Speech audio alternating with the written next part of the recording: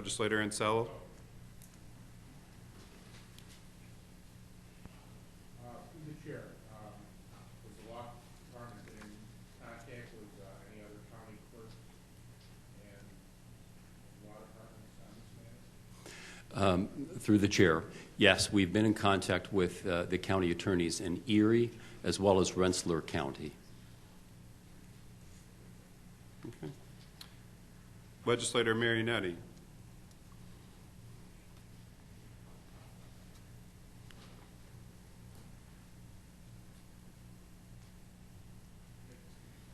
Okay. Legislator Taylor. Through the chair, would this lawsuit be similar to the lawsuit that was filed in 2007? Through the chair, there are some differences between the two, but there are similarities. And I'm happy to tell you more about that if you... Oh, okay. I'm sorry. Legislator Taylor, Yes. can you please restate your question? Yes, through the chair, would this lawsuit be similar to the lawsuit that was filed in 2007? There are similarities between the two, but there are differences as well. What lawsuit are we talking about?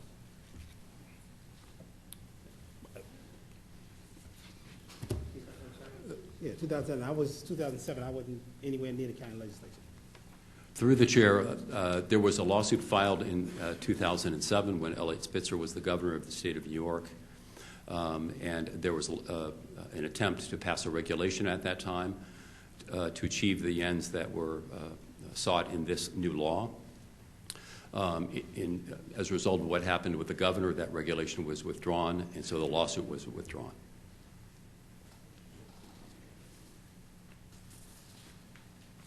Legislator Marionetti. Thank you, Mr. Chair. In the referral, it talked about review to the administration, not a need for net county support. I was just reviewing the administration if we can get a little more explanation as to that, whether there'd be a need for outside counsel or anything of that nature. Through the chair, we have 4 full-time litigators in the county law department. All of this would be handled through the county law department without outside counsel. Okay. Right. Legislator Morelli. Thank you, Mr. Chairman. Through you to the administration, do we have an idea as to what this lawsuit may cost the county? The cost really should be virtually nothing. Through the chair, pardon me. All of the time will be expended by attorneys that are employed by the county. There may be some incidental filing fees, but nothing that I would characterize as substantial. Through you, Mr. Chairman, do you have an estimate as to what those filing fees may be? Since we would be filing in the county clerk's office, those fees would essentially be waived, but there are costs of mailing, copying, things of that nature. But the costs we're talking about here are not large. Through you, Mr. Chairman, there's obviously there's fees associated with filing in the courts. If I'm not mistaken, having to recently have gone through a court battle myself. So there are legal fees associated with that in terms of filing. So can you give us an estimate as to what those fees would be? Through the chair, the filing fee should be, I believe, to be 0, because as the county and filing in the county clerk's office, those fees would be waived. Okay.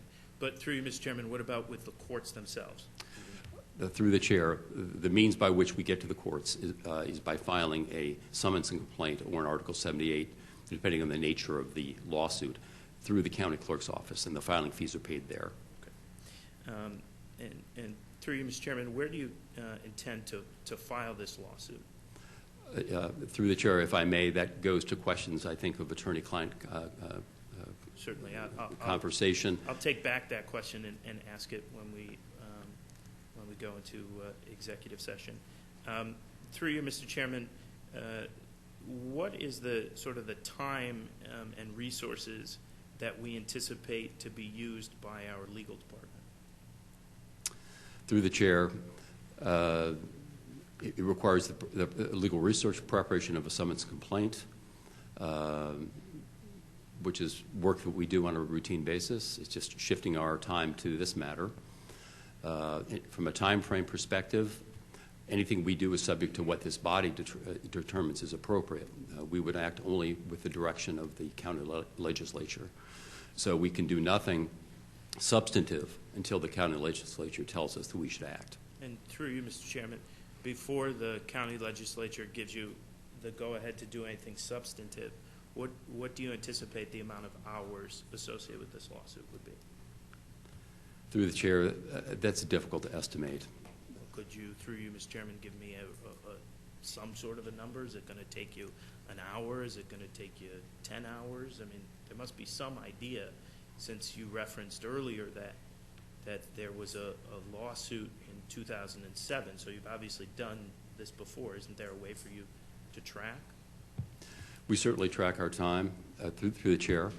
I would estimate that when we receive the go-ahead from the legislature, we would be prepared to file such an action within a couple of weeks.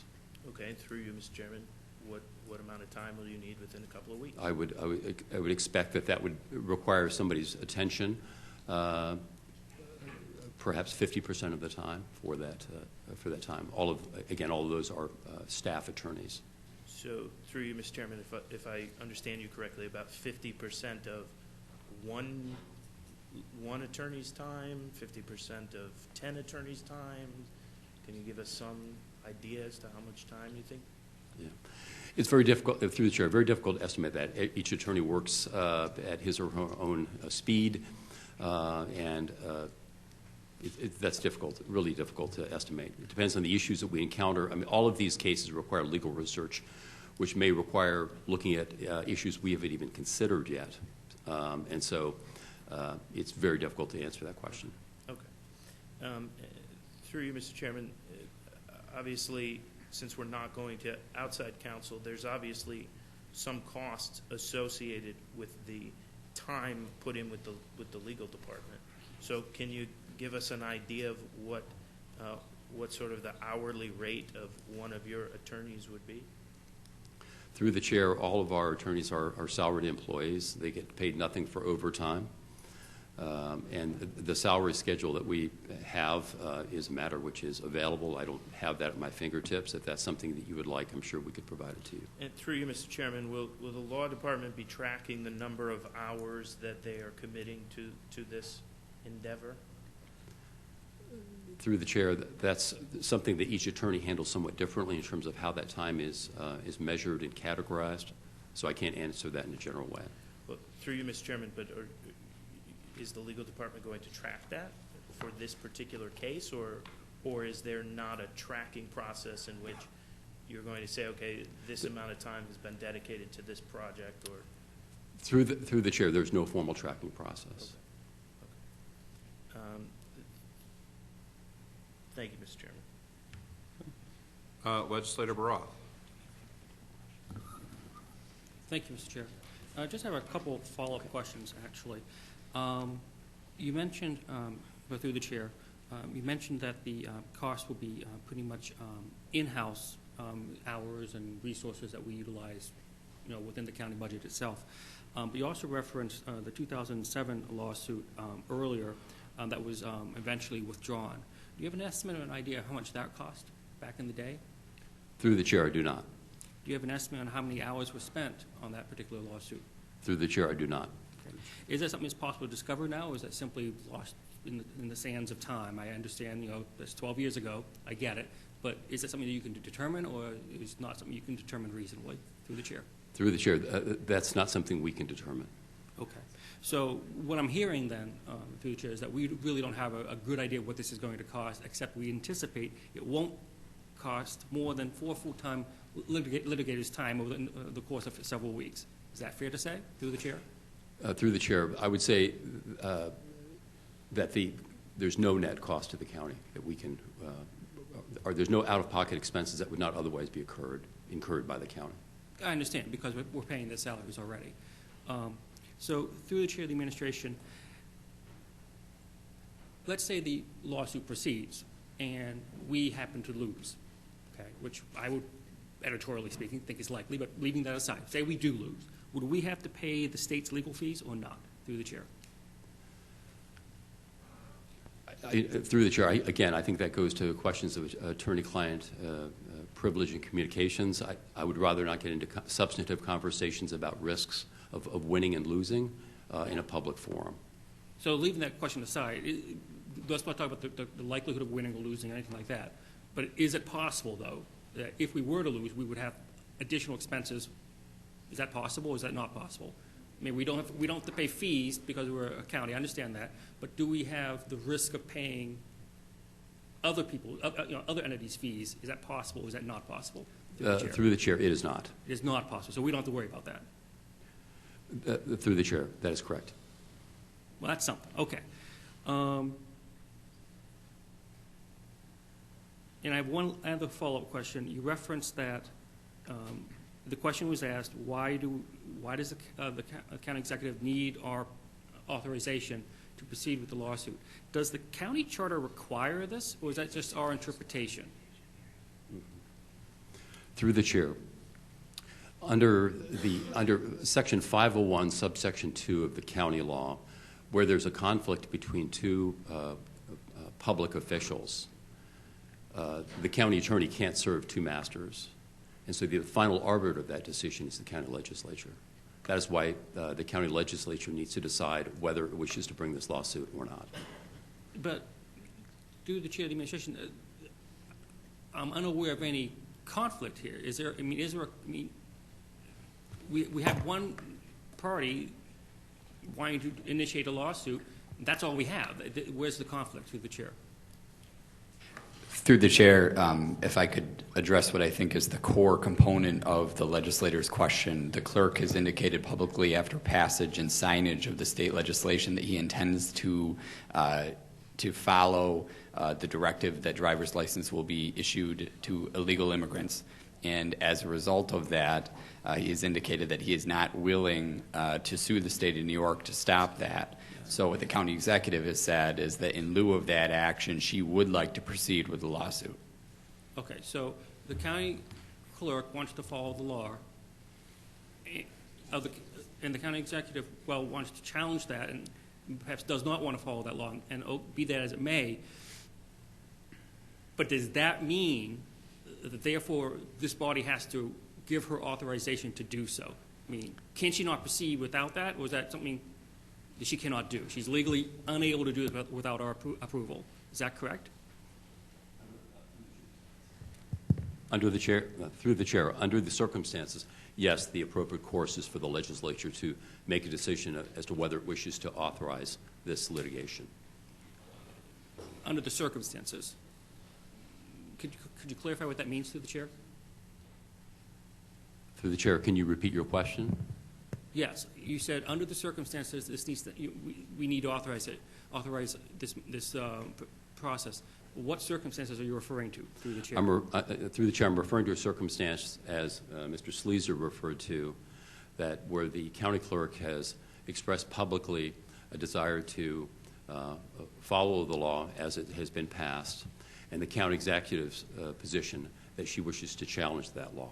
In that situation, the appropriate course under Section 501, subsection 2 of the county law, is for the Board of Supervisors, or in this case, the county legislature, to decide whether a litigation is appropriate.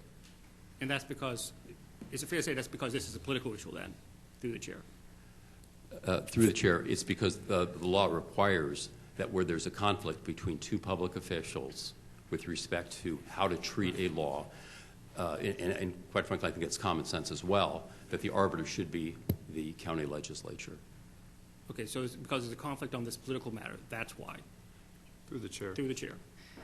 So I'm just thinking it through. Through the chair, just to be clear, the administration's understanding of the fact of law as it stands is that the county clerk currently has the authority and authorization to proceed forward with the suit, given that this matter is germane to the operation of his office, given that there is now a dispute between the current county clerk and a separately elected county official regarding this matter, in order to give that separately elected county official, in this case the county executive, the authority to move forward with a lawsuit, this body has the authority to do that, but it must give the executive the authorization. Okay. And I'm going to allow my colleagues to ask further questions. But one last factual matter. I'm assuming that when we have whatever cost might occur, we have a budget line set aside for litigation costs. And through the Chair of the Administration, I'm curious as to how much funds we have there currently, and what is the budget line through the Chair.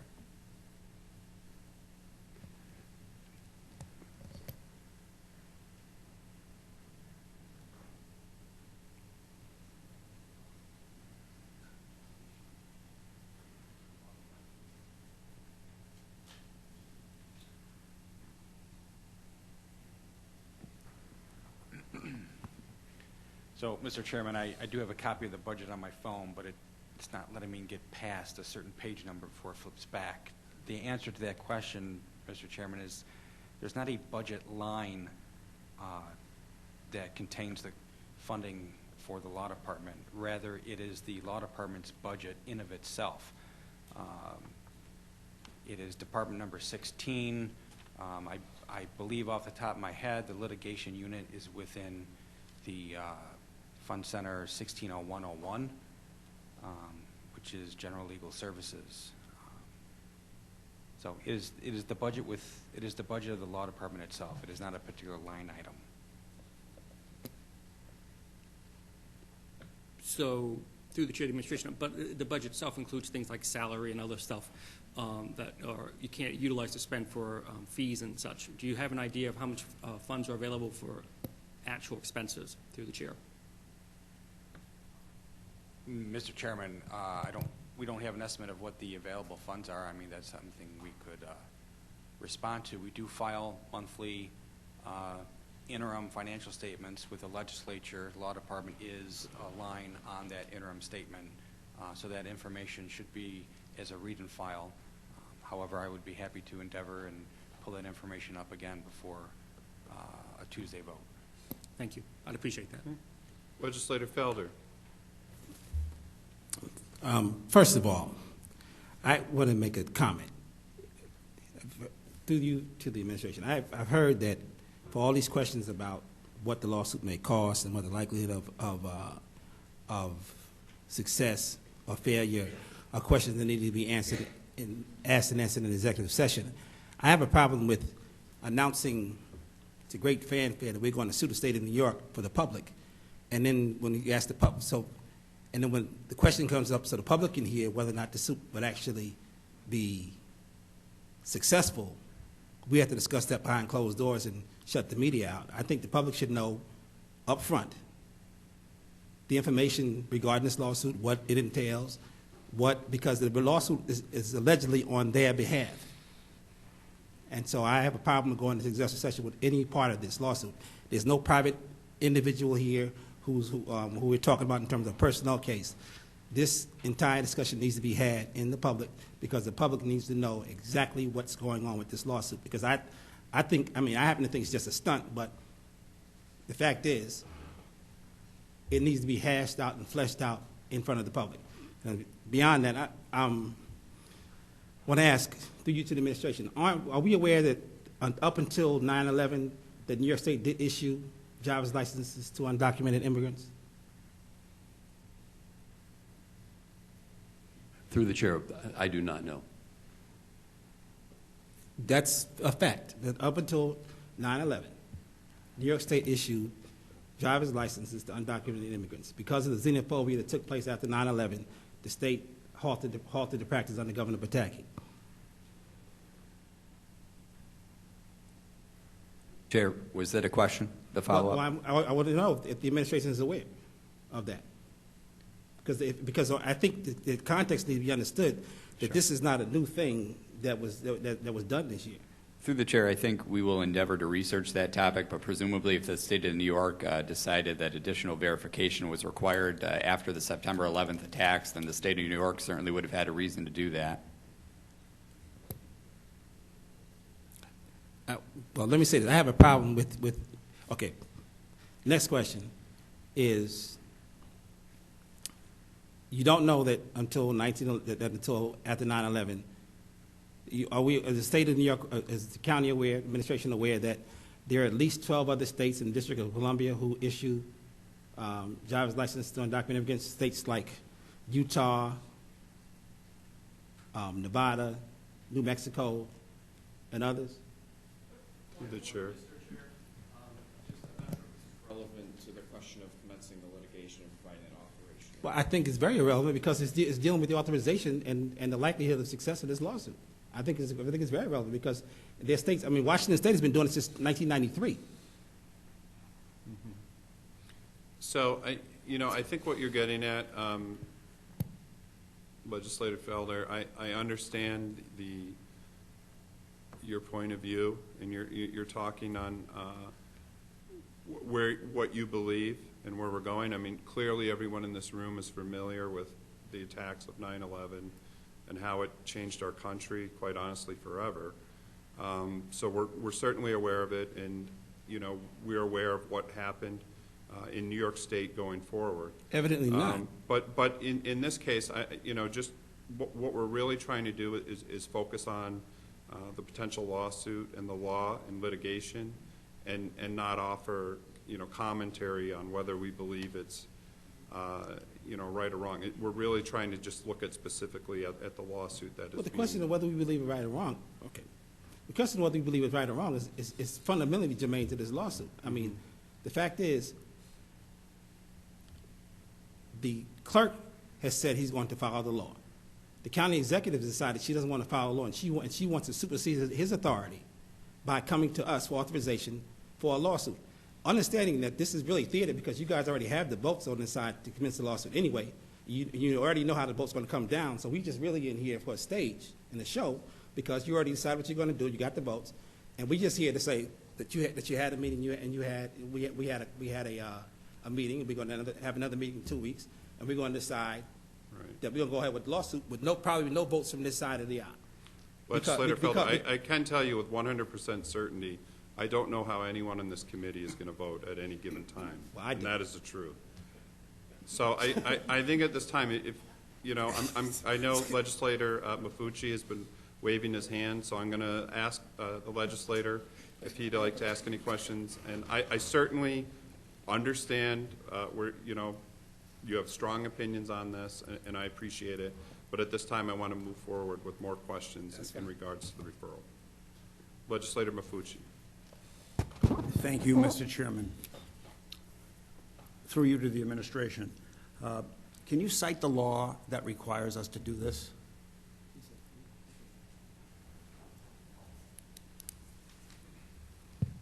Through the chair, it's the section I mentioned a moment ago. It's County Law Section 501, subsection 2. Thank you. Can you tell me how I read that? Through the chair, I think if you just Google it, you can find it. So it's a Google. Through the chair, we're happy to provide you a copy of it as well, if you would like. That would be great. Thank you very much. Okay. I'm sorry, Legislator Morales. Mr. Chairman, through you to the administration, as we've discussed several times, and I don't want to have to, sort of rehash the idea that according to the law department, this is going to essentially cost us nothing, then why is it, Mr. Chairman, that this has come through the Ways and Means Committee?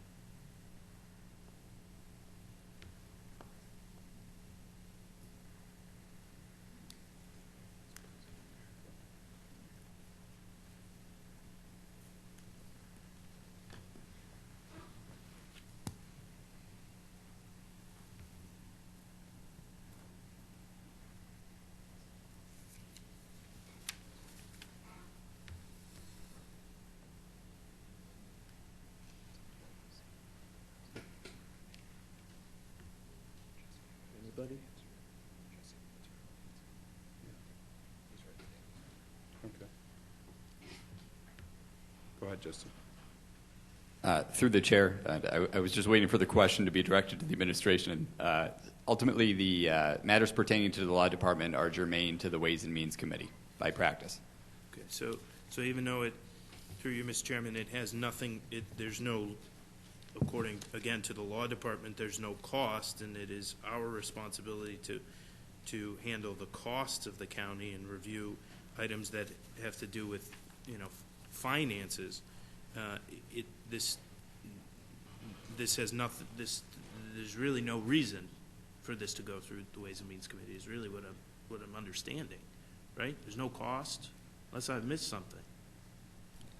Through the chair, I believe, without speaking on your behalf, that your duties in this committee are probably much broader than you just described. But yes, for what has been the multiple time answer now, there is no cost to this lawsuit. Okay. Thank you. Okay, Legislator Marionetti. If there are no more procedural questions, I would move to go into executive session. Okay. Moved by Legislator Marionetti, seconded by Legislator Draw. We're moving to now go into executive session. Mr. Chairman, I ask for a roll call vote. Okay. Mr. Ansello? Yes. Mr. Baroff? No. Mrs. Draw? Mr. Felder? No. Ms. Cayley is excused. Mr. Mafucci? No. Mr. Marionetti? Yes. Mr. Morelli? No. Mr. Rockow? Yes. Ms. Taylor? Chairman Delahany? Yes. 6-4, motion to move into executive committee is adopted.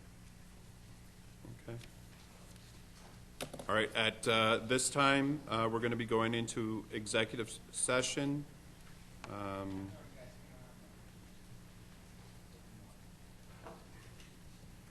I read it? What's that?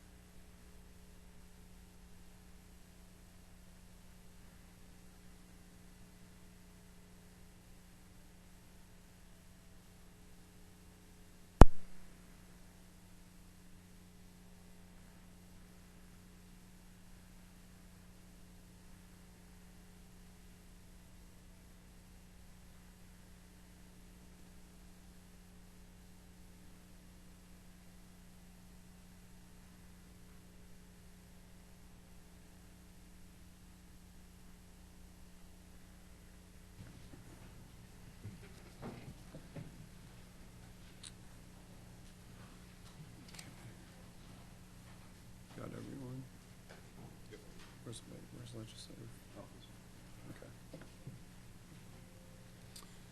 Okay, we're going to go back to the question where we were before we went into executive session. And at this time, I'd be happy to entertain any further discussion on the matter. Okay, Legislator Morelli. Thank you, Mr. Chairman. Mr. Chairman, I like to explain my vote. Okay. Mr. Chairman, the county executive hasn't been able to find money to pay for promised increases in early childhood education funding that would put children on a path to success. She couldn't find the funding to provide health care for county retirees who spent their careers serving the people of Monroe County. She hasn't allocated dollars to address the failures of CPS to protect vulnerable children, or to fight an opioid epidemic that has claimed the lives of more than 150 people in Monroe County last year, or to create good-paying jobs for working families. We have real issues facing our community that deserve our immediate attention and our resources. Yet, alarmingly but unsurprisingly, the county executive would rather spend money directing county employees to pursue a lawsuit against litigation that has already been deemed constitutional by the Attorney General. My colleagues across the aisle often talk of the need to reduce waste and save taxpayer dollars from frivolous spending. Frivolous spending. Yet this lawsuit is frivolous spending at its worst. This is a waste of county taxpayer hard-earned dollars. Complete waste of county resources. Our entire legal team will be focused on this. And regardless of what the law department says, we all know that to be true. So this is a waste of county taxpayer dollars. That is what this is.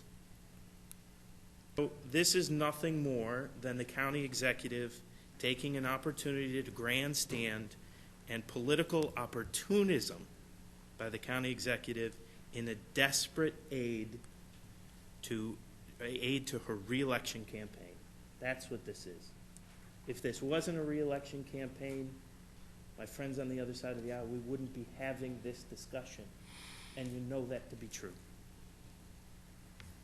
It is an irresponsible, politically motivated distraction that demonstrates yet again an utter failure of leadership by the county executive and, quite frankly, Mr. Chairman, the majority of this legislative body.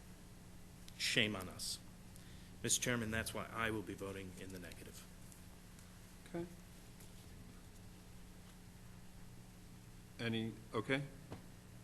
Legislator Mafucci.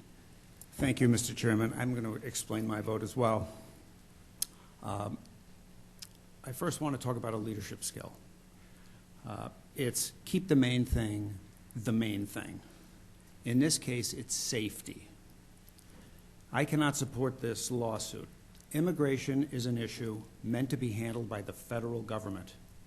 For years, Congress has abrogated its responsibility to do so in a responsible and bipartisan way.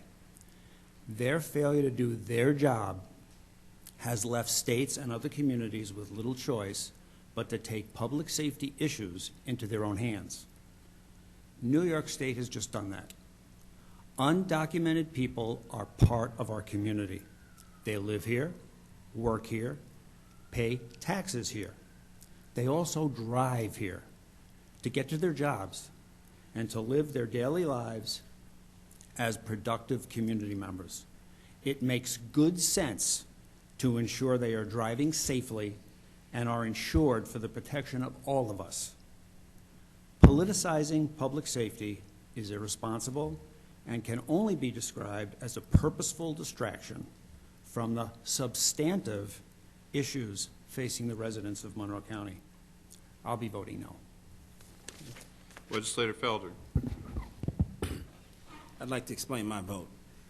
As I said earlier, There are several states, at least 12 states in the District of Columbia who issue driver's licenses to undocumented workers outside of the state of New York. They've all passed federal muster.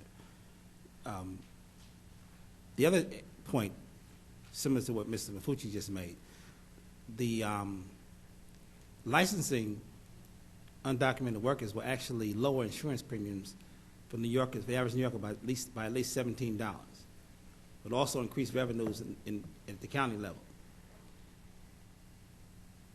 I think to take people who contribute to our economy the way they do, particularly when we benefit from the low prices for our produce and other things that they do in the society, that they produce in the society, and all of a sudden try to use them. And I won't even go so far as call it a political stunt. I think that there are people who have real concerns about the issue, but I think we need to step back and look at these undocumented workers as people, and not just as those illegal immigrants or those undocumented workers. These are people. They have families, they have kids, they have concern. They love God. They're trying to raise their families. They're trying to have a better life, and they view America as the vehicle to that better life, as all immigrants who've come to this country have over the centuries, and not all legally. You know, we're dealing with a class mostly from Latin America now, Central America now, but in other times, the illegal immigrants were not from there.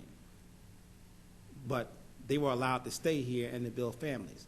And they were not, what we see now seems to be, to me, an attack on a group of people who are not responsible for America's problems. You know, their rights to drive were taken away after 9/11. But we know that the bombers on 9/11 did not come from down south. They came from somewhere else. And so I think that we need to look at this as being a net win for the people of New York, make our roads safer, make sure drivers are insured, cut down on hit-and-run accidents and other things that take place because people are afraid, and look at this as an opportunity for us to at least have some humanity in New York, and hopefully force the federal government to do their job and come up with a comprehensive immigration plan like the one they had in 2006 when George W. Bush was president that got blocked in the House of Representatives.